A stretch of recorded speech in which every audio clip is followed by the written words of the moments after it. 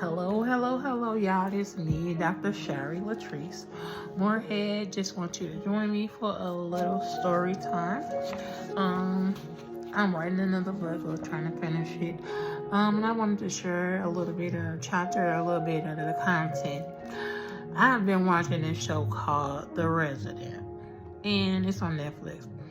There was an episode that I had just got to that was so heart-grabbing, and it reminded me of a situation. So I decided, let me get on here and let me share this. I wanted to record it because I didn't want to get distracted, didn't want to start talking about something else or anything, because I wanted to stay focused and get this story out.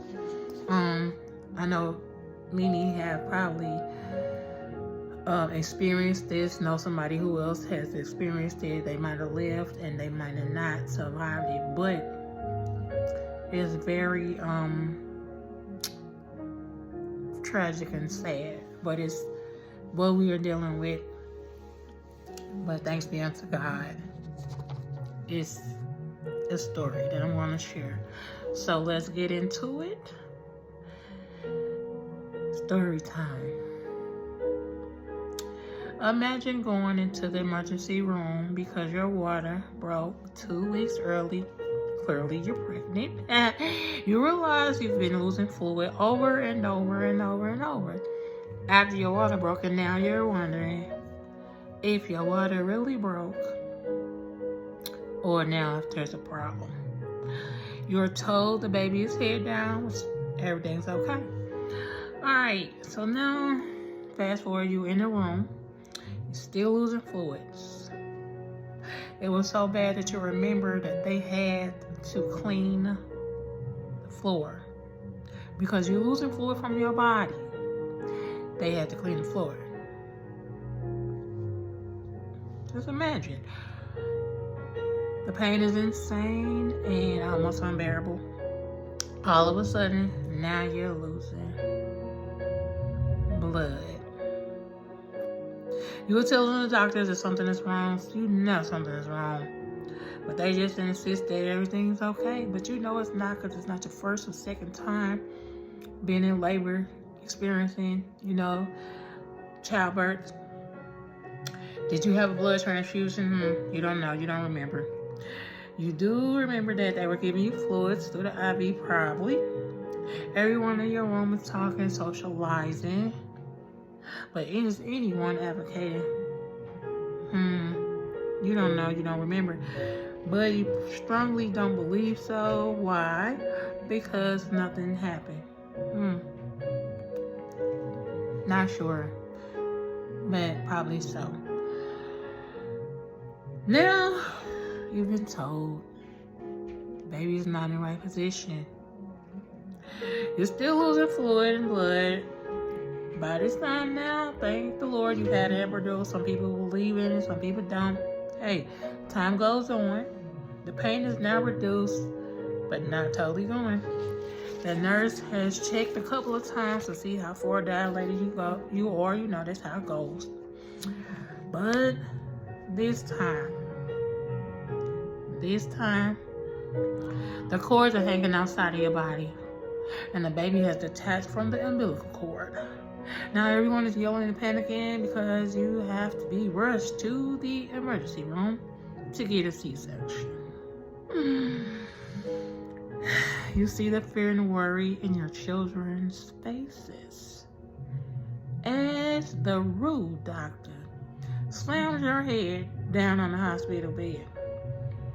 Now you think back to this day and wonder, is this the reason that child has autism? Because they were detached from the umbilical cord for only God knows how long, and they were being deprived of oxygen and experienced brain damage. No one is allowed to come with you on this fast trip down the long haul. You did not plan to have and never have had a C-section, and you have no idea what to expect. The doctors are scrambling around the room trying to prepare everything.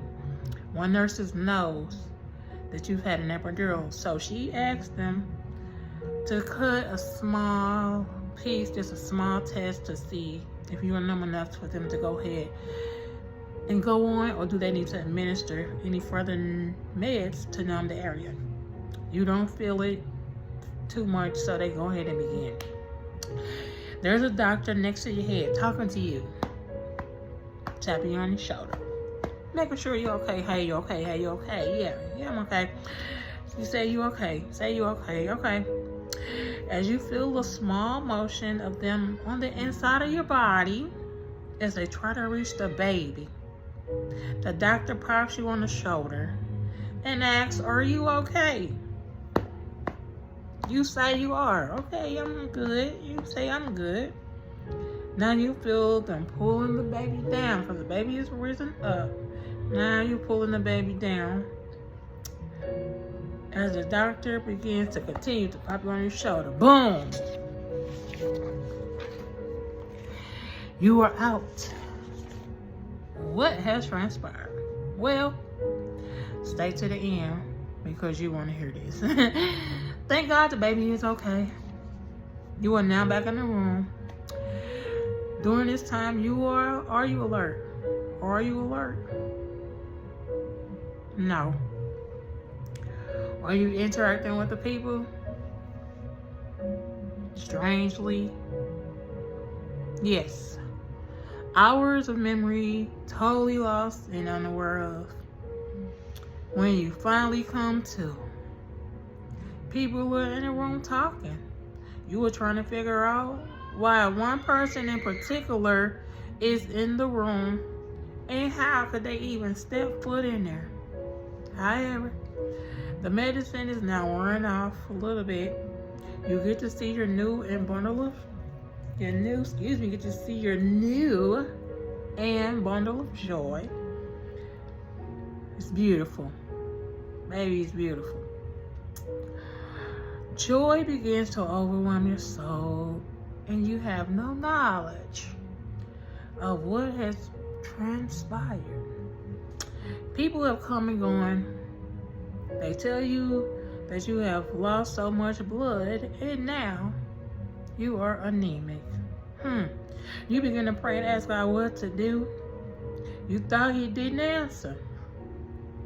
As you begin to order your food, you were told by the nurse that you can order as much as you want.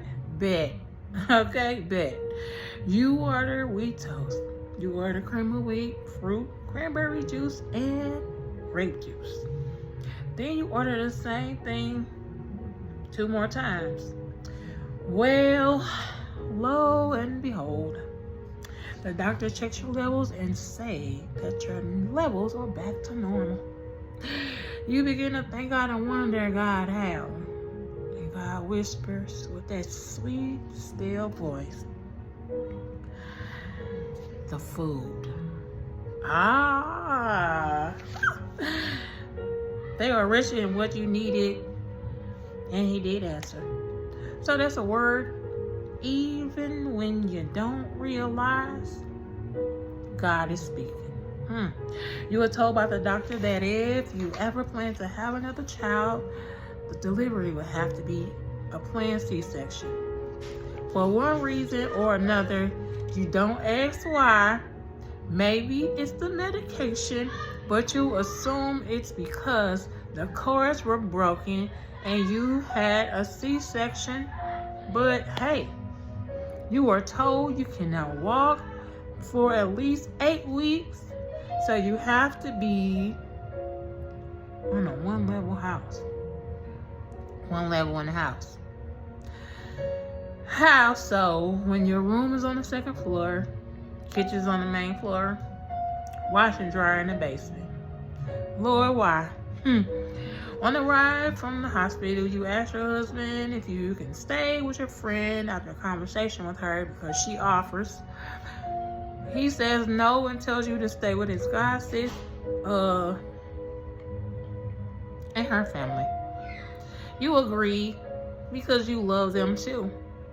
You have now been staying with her in pure hell. breaks loose. People are coming to her house about you being hotlined by 2 different states, y'all. 2 different states. For neglecting and abusing your children, things like that, crazy stuff. Not feeding them, not having food, things like that. Crazy. Then you get served to come to court for custody of your children that you've been raising really by yourself. And for you to pay child support to your spouse. The goddess is super supportive, fierce. She keeps you calm beyond your understanding. She helps you with your babies as no one else really is. She won't accept or take anything from you after countless times of offering. So you do what you can without having her being able to decline. As time goes by, you find out your husband says he's not coming back to give you all you and your children because the house is quiet. He wants to move on and run for some offices or some other stuff and doesn't want to be married, doesn't want the burden, don't want to hear the sound of you or kids anymore. He's telling everyone that the baby is not even his, even though the baby looks just like him. Many other things transpire. His friend is trying to pursue you. People are calling the goddess' house and trying to speak to you, but she would not allow it because it's about foolishness. Your body is healing slowly in a crazy process, but so are you. Fast forward a few years later. You are now still healing and going through mental torture from people who should be nurturing in the biggest part of your healing. You are dealing with health issues and you haven't experienced before, in and out of the court, struggling to maintain your sanity and care for yourself and your children. Those who are helping are being criticized by others. It's just a big circus. One day you had to visit to the ER, and one of the people who were present the day you had the baby is with you. The doctor is asking questions as usual. He asks if you have had surgery, and you say no. The person says, yes, you have, huh? You and the doctor are like, when? The person explains that when you were in labor, they accidentally cut your uterus, trying to remove the baby. You had surgery to reconstruct your uterus. Say what now? Years later, and this is the first time you heard this, and remember, ever heard this.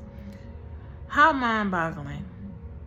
You have heard of how a high percentage of Black women have extreme difficulties during labor and are ignored when expressing personal fears and concerns of their treatment and complications. Now you realize that you have been a victim who, by the grace of God, has lived to tell the story. Sad part is, you don't even know the whole story and may never know. So welcome to Story Time, and thank you for listening. God bless those who have lost their lives and bless those who survived. It's real, and we must be listened to because it is a matter of life and death, and every life matters. Again, thank you, and share this because it's going to bless somebody. Love you.